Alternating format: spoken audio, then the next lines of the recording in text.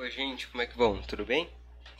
Então, dando continuidade, hoje a nossa aula continua e finaliza a teoria da ação, que a gente já viu na semana passada, uma aula um pouco mais curtinha, introdutória, em que a gente viu aí a diferença do direito de ação para ação e todas as nuances que dele decorrem, né?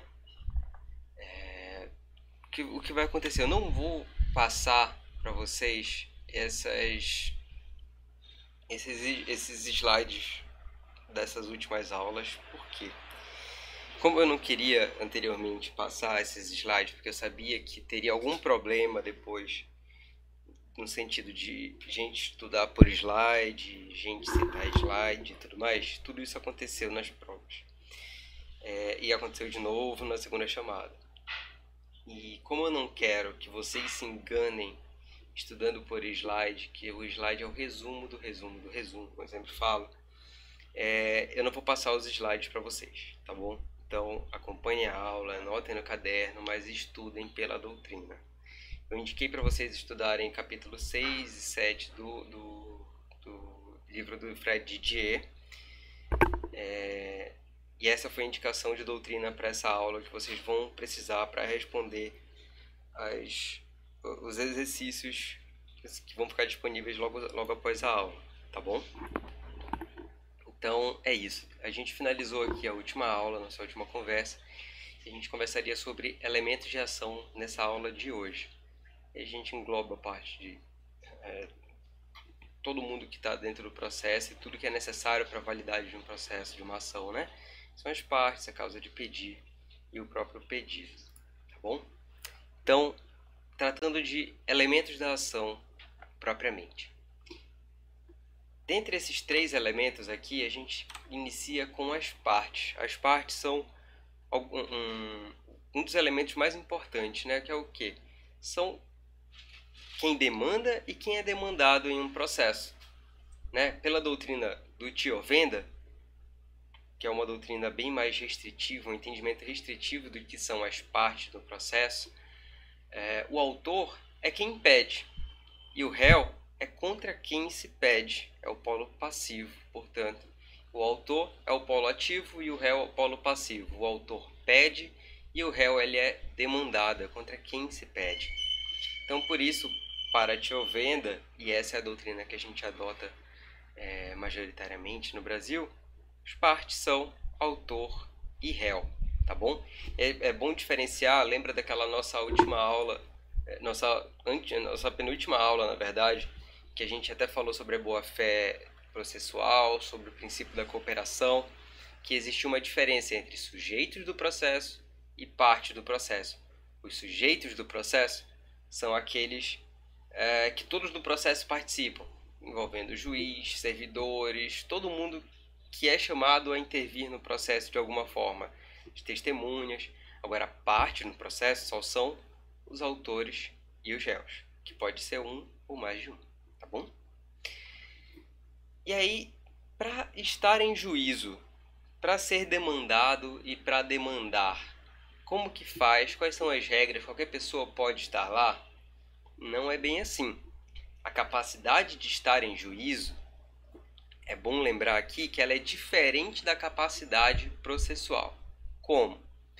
Aqui no Código Civil, parágrafo 1º, o Código Civil inaugura o código falando pra gente: toda pessoa é capaz de direitos e de deveres na ordem civil. Ou seja, todo mundo, por meio desse código aqui, dessa lei, pode ser demandado e pode demandar alguma coisa em seu nome, porque você é titular de direitos e deveres. Agora, quando a gente desce para o processo, desce para o direito processual, né? Para além do direito material, para além das obrigações e dos nossos direitos, quando a gente vai para o direito processual, a gente tem algumas regrinhas. Por exemplo, menores de idade, eles não têm capacidade para estar em juízo sem um representante legal, sem, por exemplo, seus pais. Aí o que o CPC vem falando para a gente? Lá no 70, toda pessoa que se encontre no exercício de seus direitos tem capacidade de estar em juízo. Então, todo mundo que está dentro tem o exercício dos seus direitos, tem capacidade de estar em juízo. 71. O incapaz será representado ou assistido por seus pais, por tutor ou por curador na forma da lei. Ou seja, aqui ele já cria uma regrinha para as crianças, por exemplo, que são titulares de direito, sim, porque aqui o Código Civil diz para a gente que todo mundo é titular de direito e obrigação. Porém, para estar num processo, a criança não vai contratar um advogado e ser representada por ele. Ela precisa ser representada ou assistida por seus pais, tutor ou curador. O juiz nomeará curador especial ao incapaz se este não tiver representante legal ou seus interesses colidirem com o daquele. Ou seja, imagina se uma criança está entrando com um processo ou está disputando a propriedade, um bem, com seus pais. Seus pais não vão poder representar seus interesses no processo porque eles já estão sendo demandados ou estão demandando da criança alguma obrigação. Então, o juiz vai nomear um curador especial. 2. O réu preso revel, bem como o réu revel citado por edital ou com hora certa, enquanto não for constituído advogado. Então, vai ser nomeado um curador especial, que é a Defensoria Pública, né? A curatela especial será exercida pela Defensoria Pública nos termos da lei. 73, para a gente finalizar aqui, o cônjuge necessitará de consentimento do outro para a propor-ação que verse sobre direito real imobiliário, salvo quando casado sob regime de separação absoluta de bens. O que é isso? Quando a gente entra com uma ação, se eu entrar com uma ação relativo a um bem imóvel em que eu e minha esposa compramos juntos e somos proprietários daquele bem, eu preciso da autorização, ou seja, o consentimento dela para entrar com aquela ação. Eu não preciso que ela entre com a ação comigo, mas eu preciso que ela me autorize. Eu junto um documento assinado por ela dizendo que ela me autoriza a entrar com aquela ação. Né? Assim como acontece também nos casos de condomínio, por exemplo, eu e um amigo compramos um prédio, um apartamento, um terreno, e esse terreno está sendo esbulhado, alguém quer tirar a posse de mim. Eu não preciso que ele venha em juízo comigo, se ele estiver viajando, por algum motivo não puder adentrar em juízo, não puder assinar a procuração ou algo do tipo, eu posso representar a parte dele no processo. Então, aí se daria no mesmo sentido, ou seja, a substituição processual, uma coisa que vocês vão ver um pouquinho mais lá pra frente, mas que o DJ já cita no capítulo 7, eu acho. Tá bom? Não, acho que é no 6, capítulo 6. Então, a diferença aqui, a capacidade de estar em juízo e a capacidade processual, elas são diferentes. Por exemplo, a criança ela tem capacidade de estar em juízo, mas capacidade processual para opinar processualmente ela não tem. Então, ela precisa de seus representantes legais. É o exemplo que a gente citou na aula passada, né? Quando tem pensão por morte e aí a criança está pleiteando em seu nome e aí os pais representam o interesse daquela criança em juízo face ao INSS. Então, essa daqui são as partes do processo, né? Um dos elementos são as partes do processo. Autor é quem pede, réu é contra quem se pede. E aí tem todas as nuances que o Código de Processo nos prevê em seu texto, tá bom? Então, toda pessoa pode exercer, com exceção daquelas que são interditadas, das crianças que não têm capacidade para estar em juízo e aí precisam de representantes, curadores, tá bom? Causa de pedir, outro elemento da ação. Consiste no motivo de o processo existir. É um pouquinho do que a gente começou na aula passada. Quando a gente narra os fatos, né, e conta o que aconteceu, a gente vai contar uma situação do mundo fático em que alguma norma do direito incide sobre ela.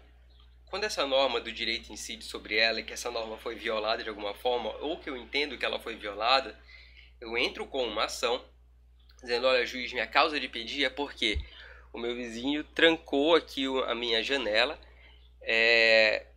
infringiu o meu direito de ter uma vista, portanto, recai nessa obrigação específica do Código Civil quanto ao direito de vizinhança. Ou seja, essa aqui é a minha causa de pedir. Aconteceu isso, e essa norma do Código Civil do direito de vizinhança me garante que a minha janela não vai ser trancada dessa forma.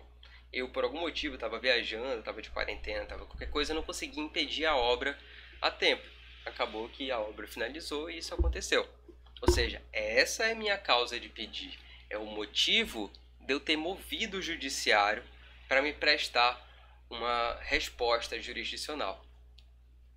Pela teoria da substanciação, o que acontece?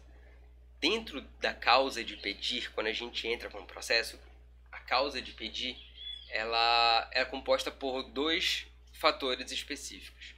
Um são os fatos e o outro, os fundamentos. Lembra quando a gente viu isso, acho que na aula de jurisdição, que eu falei que os fatos são a parte mais importante da petição, porque o direito, o juiz já sabe, eu tenho que saber, ele estudou para passar naquele concurso, ele tem que saber. Agora, eu não preciso citar todos os artigos possíveis de direito, convenções internacionais e tudo mais, para que eu tenha a minha prestação jurisdicional. O juiz tem que saber, e ainda que eu não cite, o juiz vai ter que julgar conforme o direito. Então, obviamente, eu preciso citar os fundamentos jurídicos do que eu entendo que o meu direito foi violado, né, naqueles fatos, naquele ocorrido no mundo real, mas o juiz não fica obrigado, adstrito a julgar somente dentro daqueles fundamentos jurídicos que eu pedi.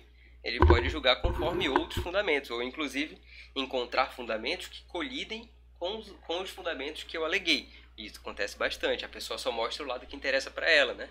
E aí a exceção, que é aquela recai, é o juiz, olha, você me disse uma coisa aqui, mas na verdade, olha, tem uma regra, ou tem uma exceção, que colide com seus interesses. Por isso, a sentença ela é denegatória para você. Você perdeu.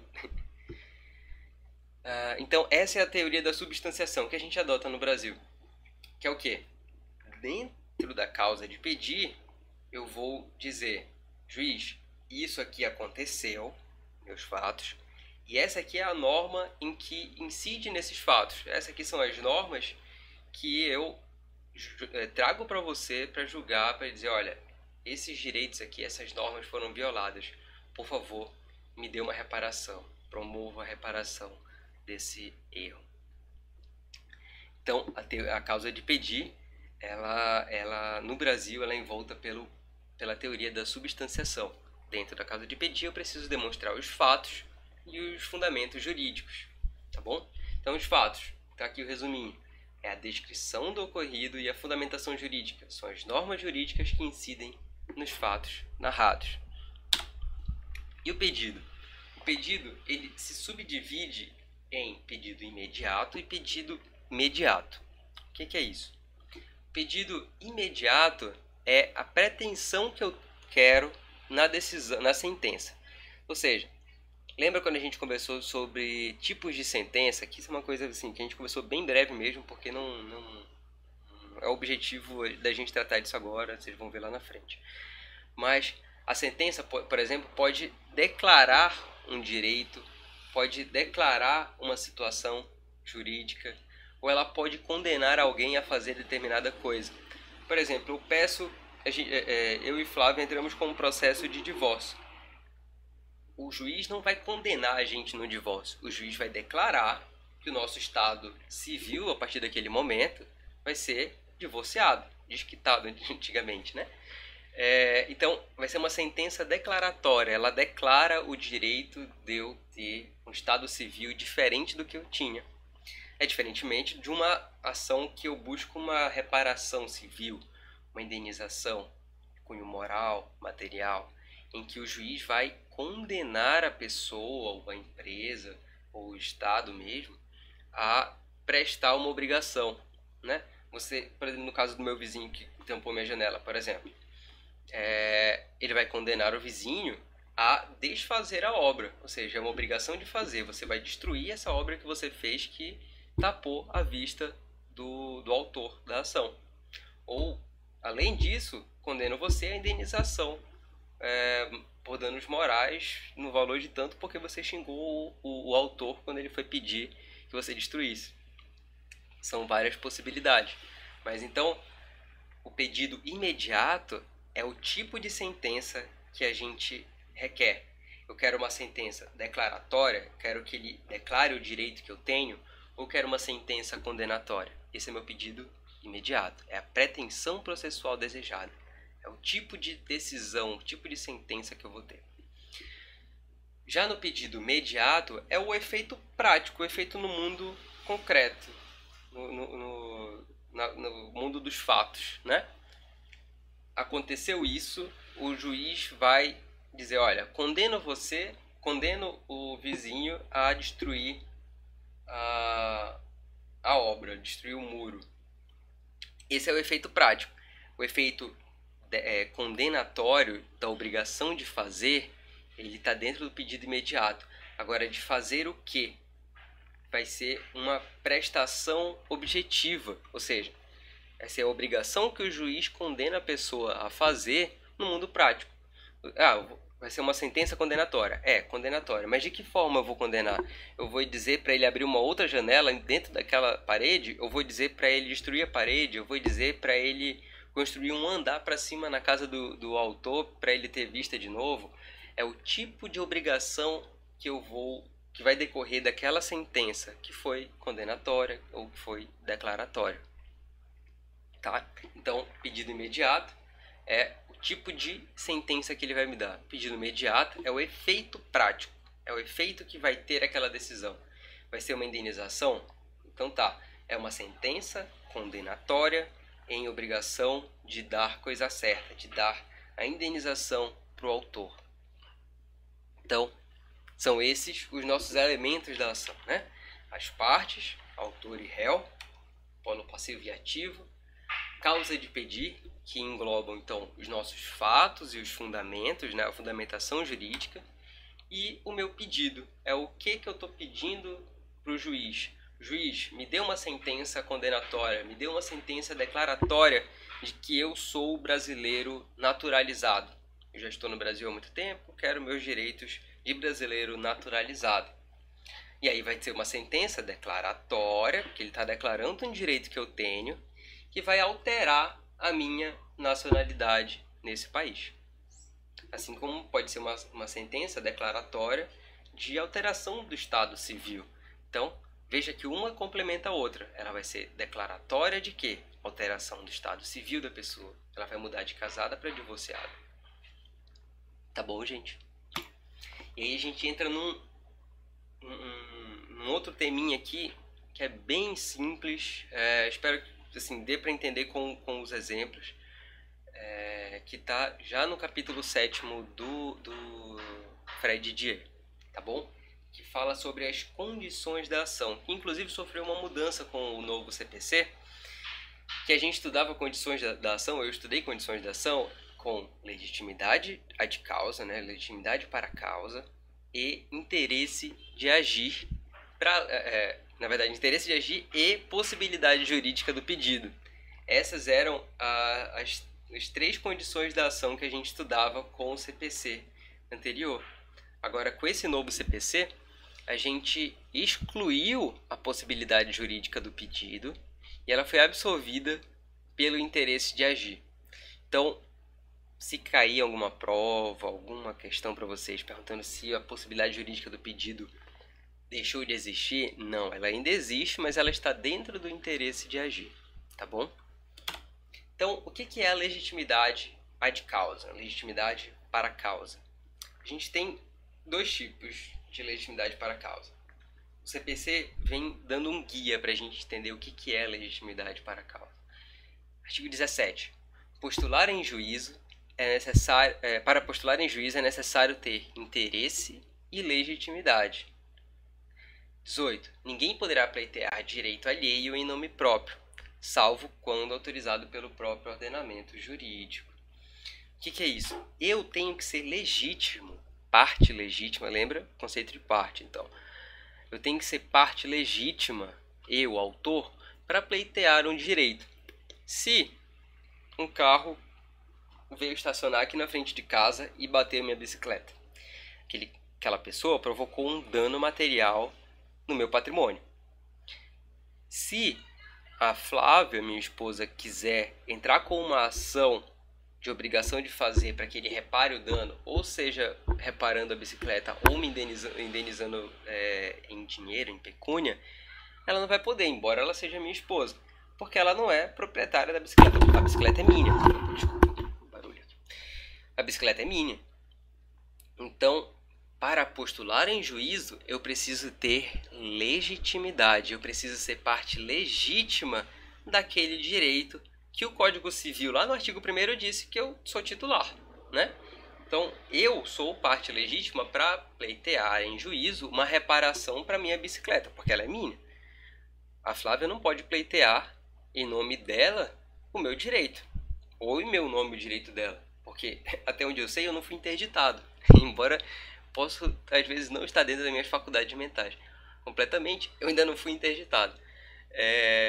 Então ela não pode pleitear em meu nome, o nome dela, o direito meu. O direito é personalíssimo, tá?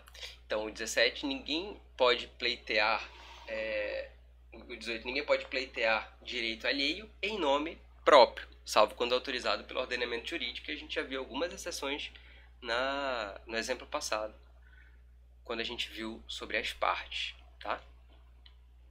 Lembrando da substituição, né? Ou seja, eu e meu amigo compramos um terreno, esse terreno está sendo esbulhado, eu posso defender a minha parte e a dele, não tem prejuízo nenhum.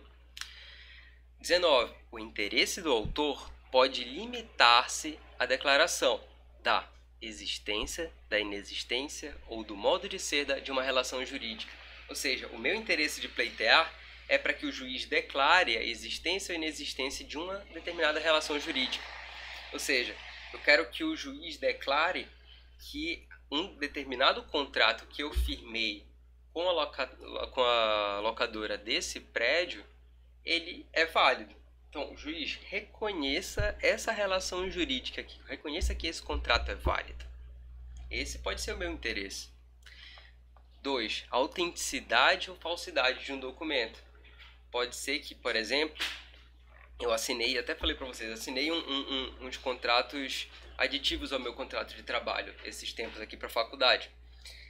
Aí teve um dos contratos que eu não assinei, eu me recusei a assinar, que era de direito de propriedade intelectual, que eu achei que eu não concordei com algumas cláusulas, e aí eu me recusei a assiná-lo. E aí assinei o outro que era de home office. Se lá na frente aparece esse contrato de cessão de direitos intelectuais, de propriedade intelectual assinado, eu vou dizer, olha, eu vou questionar judicialmente isso daqui. Porque a autenticidade desse documento, para mim, ela não existe. Ou seja, esse documento é falso. Esse pode ser meu interesse de levar em juízo para que o juiz declare, olha, essa assinatura aqui já foi reconhecida no cartório aqui da Agrário Cavalcante, realmente ela não tem validade. Então, a gente preencheu o requisito, essa condição da ação, que é o quê? O interesse do autor, ele é parte legítima, né? Para pleitear em juízo. E 2, a gente está tratando sobre uma demanda legítima, que é sobre a autenticidade ou não de um determinado documento. O 20, o que ele fala para a gente? É admissível a ação meramente declaratória, ainda que tenha ocorrido a violação de direito. Ou seja, ações que declaram a alteração ou determinado estado de um direito civil, de um direito político. Essas, então, são as nossas legitimidades ordinárias. E aí vem a exceção, que é extraordinária. Artigo 18, parágrafo único. A gente leu aqui só o caput. Parágrafo único. Havendo substituição processual, o substituído poderá intervir como assistente litisconsorcial.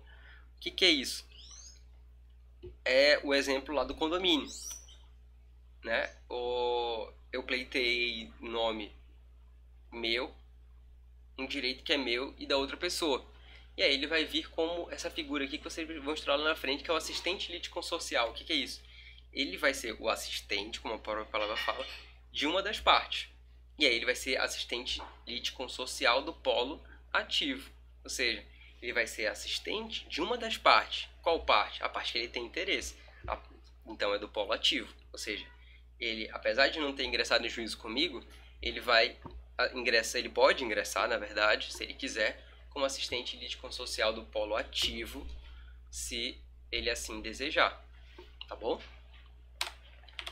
Então essas são as nossas legitimidades para a causa, né? Quando a gente pleiteia em juízo, a gente pede em juízo, a gente demanda, a gente ajuiza uma ação em nome nosso ou de alguém, se for autorizado pela lei,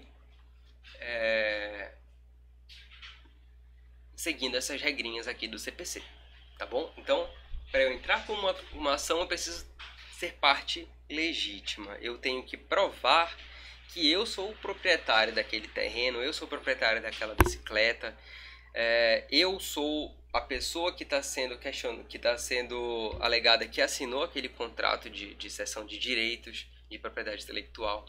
Então, eu tenho que provar que eu sou parte legítima. E isso tudo a gente compõe a nossa petição inicial ou a nossa contestação, dizendo, olha, eu sou a parte legítima. E demonstro para o senhor juiz que eu sou a parte legítima, com esses documentos aqui. Eu sou essa pessoa que assinou a procuração e o advogado está protocolando essa ação. Além disso, eu tenho esse contrato aqui que já foi assinado anteriormente com essa faculdade. Eu tenho também esse registro em cartório de que eu comprei esse terreno. Ou seja, eu demonstro para o juiz, com base em documentos, primordialmente, né, porque a gente trabalha principalmente com documentos em processo, embora se não tiver documento a gente pode admitir outras formas de prova, mas que, assim, embora não devesse ter pesos, acaba tendo, porque a gente se convence muito mais se tiver um documento carimbado e timbrado e protocolado e tudo mais, tudo que tiver possível, quantos adesivos tiver lá do cartório, melhor. E é assim que as pessoas trabalham, a gente é burocrático. Outro interesse de agir, outra condição é o interesse de agir. O que é isso? Lembra que a gente conversou isso até na aula passada? A gente precisa movimentar o judiciário só quando for realmente, estritamente necessário. Se a gente movimentar o judiciário, sendo que a gente poderia ter tentado ajustar aquela demanda de outras formas, a gente vai acabar tendo, por exemplo, um pedido indeferido. Como era o caso lá do INSS que eu citei para vocês. A gente primeiro precisa levar um não para depois buscar um sim judicialmente. A gente precisa ter o não administrativamente para depois buscar o sim. O mesmo acontece com o habeas data, por exemplo. Eu estou sendo investigado pela Polícia Civil, Polícia Federal, e aí eu sei que tem algum documento meu, ou me citando, enfim. Aí eu entro com um pedido administrativo na polícia, dizendo, olha, polícia, eu sei que tem alguma coisa minha aí, que eu já ouvi falar, ou ouvi essa publicação aqui no edital, no Diário Oficial, eu vi algum documento aqui. Eu preciso ter prova também, né? Não adianta eu sair querendo descobrir onde que tem coisa minha também, que aí também não dá. Que aí eu tô dando... até esqueci o ditado. Tá tirando pra tudo quanto é lado, né? O cara tá desesperado com medo de ser investigado em algum lugar, de descobrir algum podre dele. Mas é isso. A gente acaba que tá sempre sendo investigado, né? Com essas coisas, principalmente na China, imagina. Os chineses são vigiados pelo WeChat, que é tipo o WhatsApp deles lá. Eles são multados. Se tu passar no sinal vermelho de pedestre, o reconhecimento facial nos grandes centros, né? Então não em todo lugar. Os grandes centros têm umas câmeras de reconhecimento facial que te reconhecem e te multam imediatamente. Se tu tiver dinheiro no WeChat, que é tipo PicPay com WhatsApp, tudo junto deles, ele já debita de ti lá o valor equivalente à multa.